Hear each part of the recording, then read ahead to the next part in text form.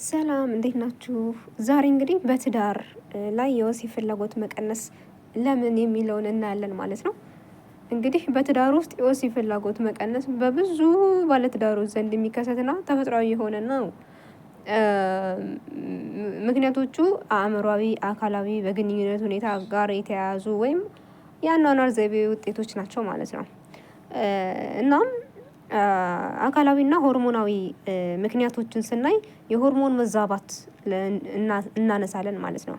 በወንዶች ዘንድ የቴስቶስትሮን ሆርሞን፣ በሴቶች ዘንድ ደግሞ የኤስትሮጅን መጠን መቀነስ፣ ሁለተኛ ደግሞ እርግዝና፣ ወሊድና ጡት ማጥባት። ከወሊድ በኋላ የሚከሰቱ ሆርሞን ለውጦች የእንቅልፍ ማጣት፣ የድካም ስሜት ምልክቶች ብዙ ነገር አለ አይደለ? ስሜታችሁን ዝብርቅርቅ ስለሚል ፍላጎት ሊቀንስ ይችላል ማለት ነው። የጤና ችግሮችና መድኃኒቶች እንደ ስኳር፣ የደም ግፊት፣ ጭንቀት ያሉ ህመሞች እና ለነሱ የሚወሰዱ መድኃኒቶች ማለት ነው። ስነ ልቦናዊ ስሜት ምክንያቶችን ስናይ ደግሞ የአእምሮ ጭንቀትና ድካም፣ የስራ ፋይናንስ ወይም የዕለት ተዕለት ህይወት ውጥረት በከፍተኛ ድካም ይፈጥራል ማለት ነው። ስለሆነም የአእምሮ ጭንቀትና ድካም ያመጣል ማለት ነው። ደክሟችሁ ይህንን አታስቡም። የራስ መተማመን ማጣት ከሰውነት ቅርጽ ወይም ከእድሜ እድገት ጋር ተያይዞ የሚመጣ የስጋት ስሜት፣ ይሄም እንደ ችግር እንወስደዋለን ማለት ነው። እንዲሁም የግንኙነት ጋር የተያያዘ ምክንያቶችን ደግሞ ስናይ የኮሚኒኬሽን ንግግር እጥረት፣ ስለ ፍላጎት ስሜትና ክፍተቶች ግልጽ በሆነ መንገድ አለመነጋገር፣ ያልተፈቱ ቅሬታዎችና አለመግባባቶች፣ በባልና ሚስት መካከል የሚፈጠሩ ግጭቶች ሳይፈቱ ሲቀሩ ስሜታቸው መራራቅ ያመጣል ማለት ነው። የተለመደና አሰልቺ አኗኗር፣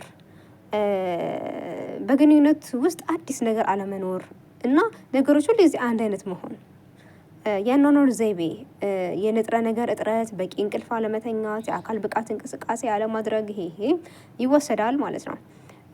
እንዲሁም በተጨማሪ ደግሞ ስናይ የወሲብ ልምድ አሰልቺነት፣ ሁሉ ጊዜ ተመሳሳይ ቦታ፣ ሰዓትና ጊዜ ሁኔታ ላይ ብቻ ወሲብ ማድረግ ደስተኛና ጉጉት ሊቀንሱላ ይችላል። እንዲሁም የስልክና የሶሻል ሚዲያ ተጽዕኖ፣ አልጋ ውስጥ ሆኖ ከትዳር አጋር ይልቅ ስልክን ይዞ ማሳለፍ ስሜትን፣ አይንን፣ ግንኙነትንም ሁሉ ይጎዳል ማለት ነው።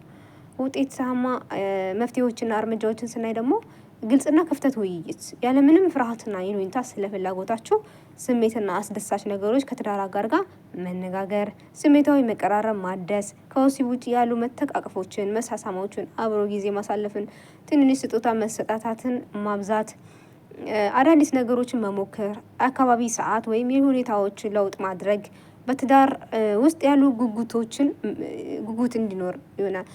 አዲስ ነገር ሲኖር ጉጉት እንዲኖር፣ ተመሳሳይ ነገር ጉጉት አያመጣምና ማለት ነው።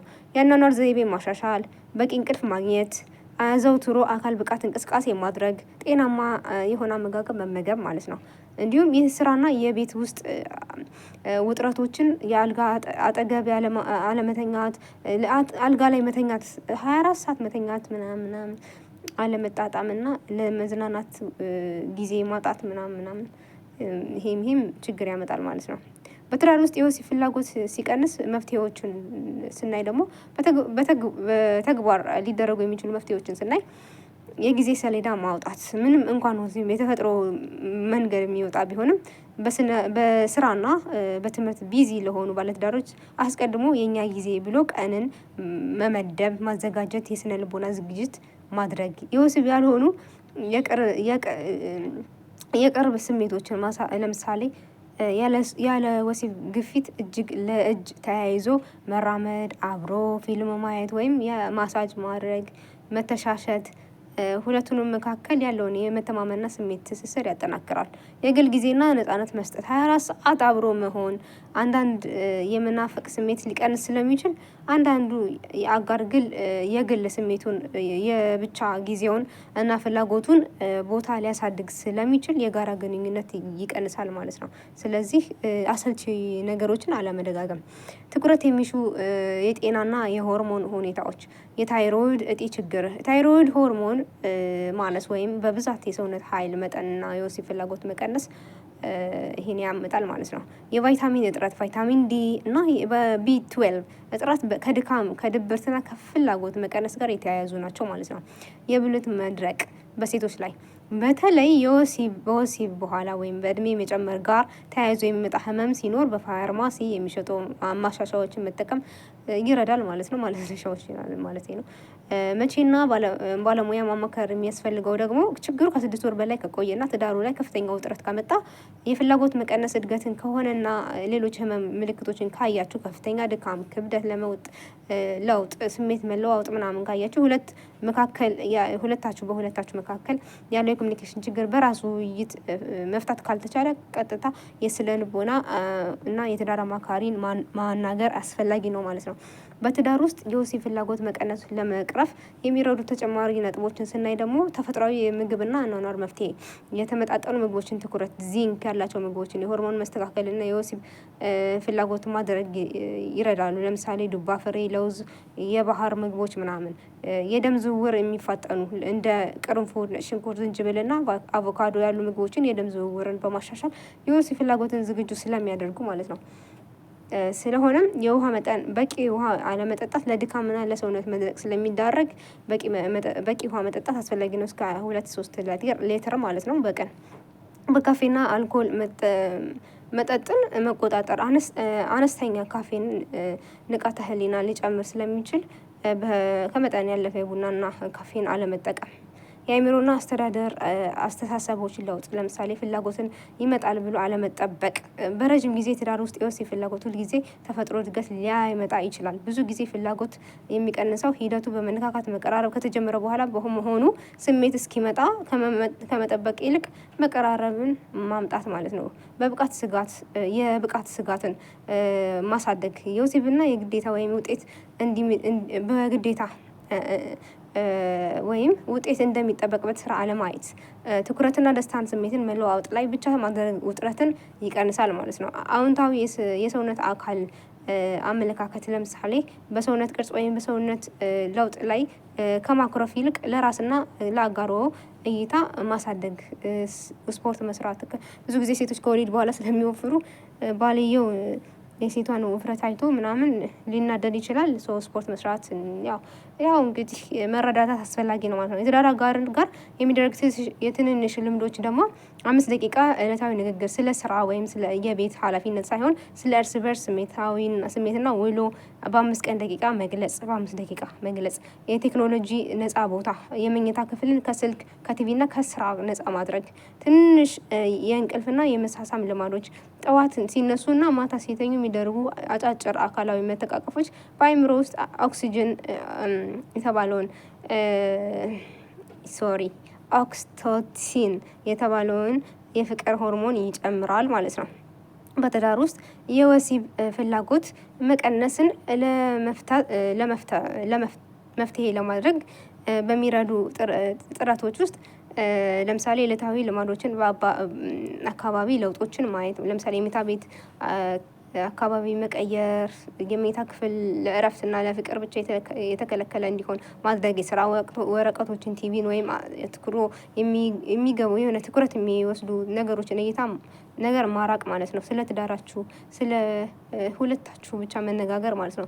አካላዊ ውበትና ንጽህናን መጠበቅ፣ ለራስ የሚሰጥ ትኩረት፣ የሰውነት ንጽህና መጠበቅ እና ደስ የሚል መዓዛ ያላቸውን ነገሮች መጠቀም በራስ የመተማመን ስሜትን ይጨምራል ማለት ነው። የአጋር አካላዊ እንቅስቃሴ ከአጋር ጋር ማለት ነው። ሁለታችሁ ሄዳችሁ አብሮ መራመድ ሊሆን ይችላል፣ አብሮ ስፖርት መስራት ሊሆን ይችላል።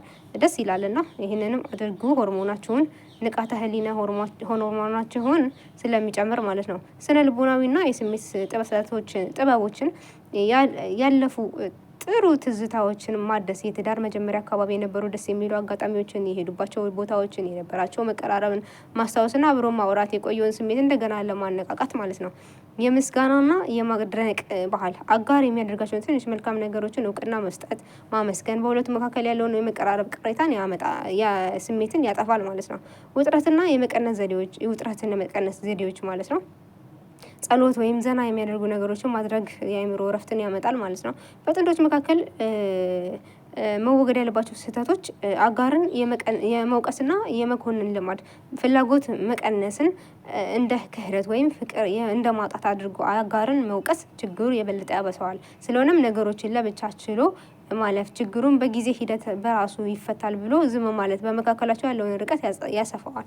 ስለሆነም በሁለታችሁ ግልጽ የሆነ ንግግር ያስፈልጋል ማለት ነው። ስለሆነም በትዳር ውስጥ የወሲብ ፍላጎትን ለማደስና ግንኙነትን ለማጠናከር የሚረዱ ተጨማሪ ነጥቦችን ደግሞ ስናይ ደግሞ ስሜትና የፍላጎትን አይነቶችን መረዳት፣ ድንገተኛና ምላሽ ሰጪ ፍላጎት። በትዳር መጀመሪያ አካባቢ ፍላጎት በድንገት ሊመጣ ይችላል። በጊዜ ሂደት ግን ፍላጎት የሚቀንሰው በአካላዊ ወይም ስሜታዊ መነካካት ምላሽ በመስጠት ነው። ይሄ የተፈጥሯዊ መሆኑን መረዳት አስፈላጊ ነው ማለት ነው።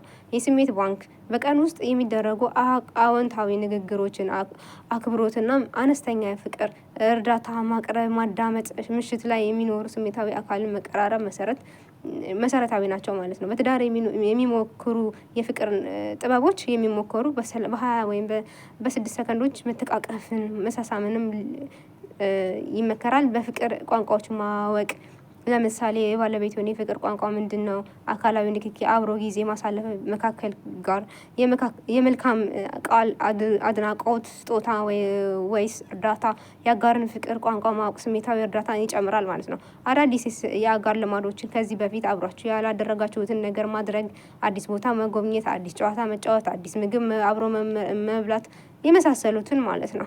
ስለሆነም ዛሬ እንግዲህ ምርጥ የሆነ ትምህርትን አይተናል አብረን ማለት ነው። ስለዚህ እንግዲህ ከዚህ በኋላ ደግሞ በሌላ ቪዲዮ እንገናኛለን። በጣም ተማምረናል። ስለነበረን ቆይታ አመሰግናለሁ። ባይ ባይ።